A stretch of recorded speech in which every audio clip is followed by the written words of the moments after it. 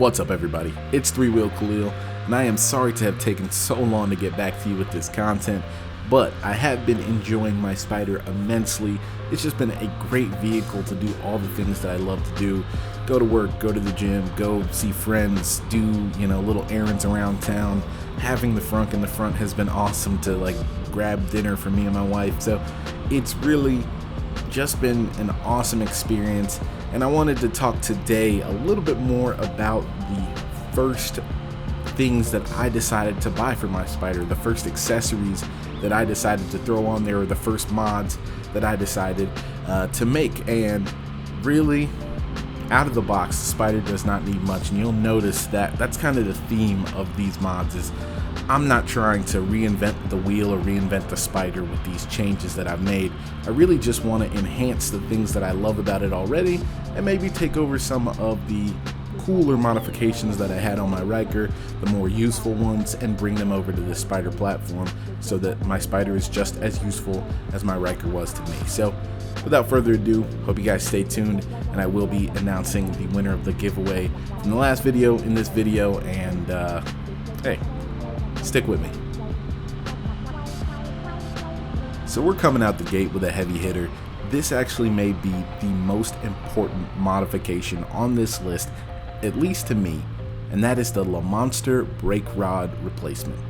When you pick up your Can-Am Spyder F3, you're most likely going to have it set up in U-Fit position 3. That's kind of the general position for an average size rider. However, I am slightly taller, and therefore I prefer it at position 4. And position 4, you can get a brake rod from either Can-Am or aftermarket through someone like LAMONSTER.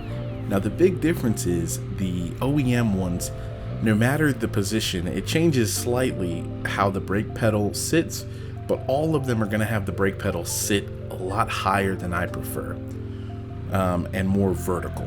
Whereas the LAMONSTER brake rod linkage, they've played around with the lengths of the linkages to get you to be able to mount your pegs where you want and mount the brake pedal where you want, but get a much lower and more kind of horizontal lay to the brake pedal, which feels much more natural when braking, and you're able to hover over the brake rather than having to kind of perform this jumping motion, which I didn't feel very comforting when I was using it in the stock configuration. With the LAMONSTER brake rod, it feels so much more natural, and I'm able to kind of more smoothly brake as I'm riding around town, especially in stop and go traffic. So ever since moving over to that, I would not recommend anything else. I think the LAMONSTER brake rod is a great option, especially if you use the foot pegs. If you use floorboards, this may be less of a sticking point, because you kind of have to perform that jumping motion anyway. With that one out of the way, we can actually get to some of my favorites. A lot of these have actually been used in some form or fashion on my Riker, but I'm just using the variation that is for the Spyder F3, and they're kind of tried and true, great items, things that I think are going to bring you a lot of value, and most of them are pretty affordable. So let us start with the TUFSKINZ tank protector that I picked up from SLINGMODS.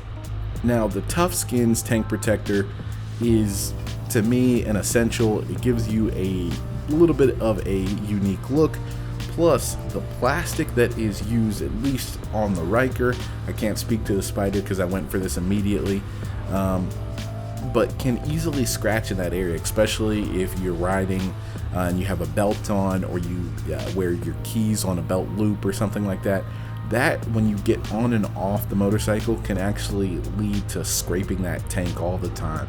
And instead of doing that, and you can add a little bit of personalization while protecting your investment at the same time.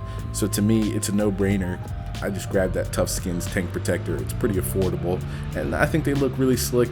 I chose this domed carbon fiber look, which I think looks really good with the black and blue color scheme on my Spyder F3. Moving right along to one of my favorite ways to store things on a motorcycle when you're traveling, which is a cargo net. And one of the best ways to mount a cargo net on a Spyder or a Ryker is to use the LAMONSTER Garage bungee buttons.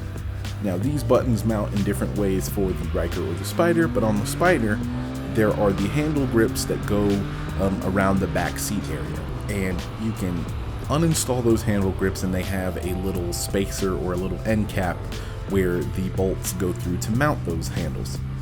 You replace those little end caps with the bungee buttons, and you have a nice solid stable point to mount your cargo net, and they hook in and they stay very secure, and it allows you to have a very secure fit for your cargo net.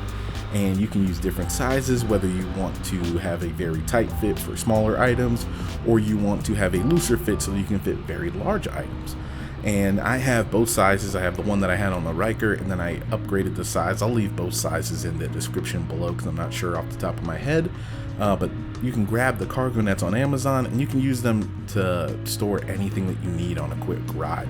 I use it a lot of times when I'm going to work. I put my lunchbox on the back there, and I put my laptop bag in the front front trunk. So I have that versatility. If you're riding and like you started riding in the morning and you were wearing a hoodie under your riding jacket, you could stop, take your hoodie off real quick, tuck it right under that bungee net, and just keep going.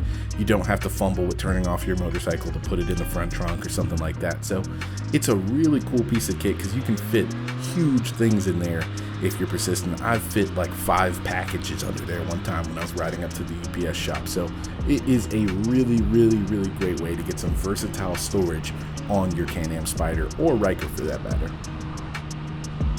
So moving from storage to safety, I wanted to talk about the SLINGMODS convex mirror peel and stick add-on.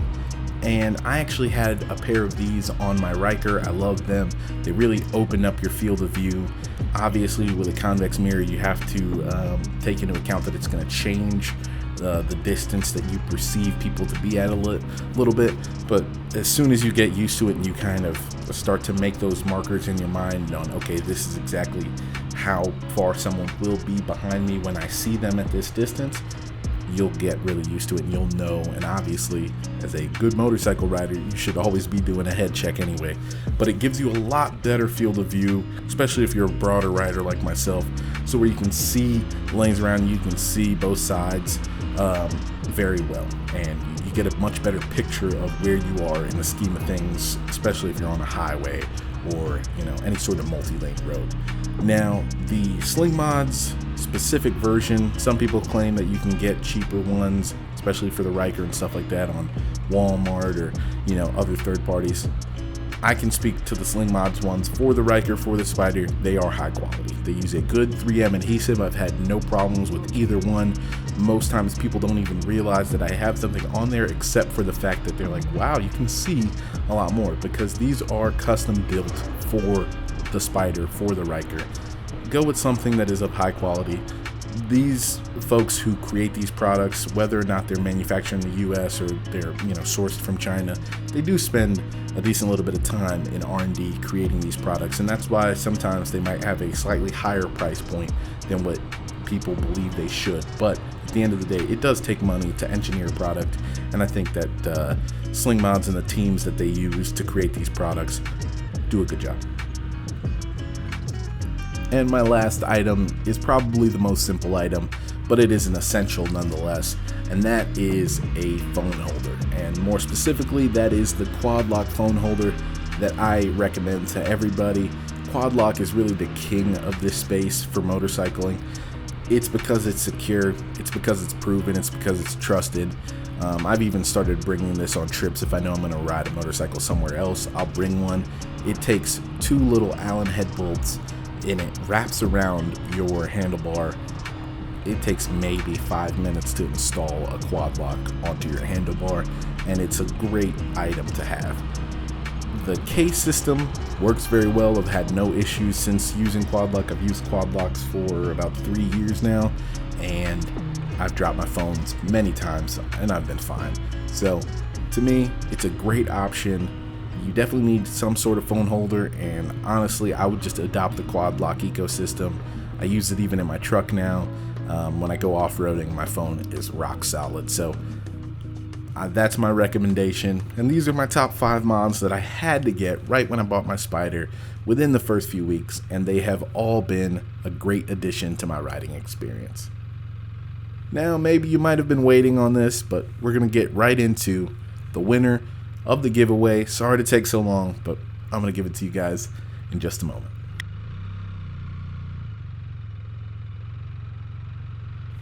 And there we have it. We finally have a winner to the contest. Thank you so much to all who entered. But for the winner, we're going to try and reach out to you, get you verified, and get you shipped out your prize. Thank you again for watching the video. Hopefully, if you guys have any Can-Am Spyder mods or accessory recommendations, I want to see them down in the comments below. Because always remember, life's more fun on 3 wheels. Peace.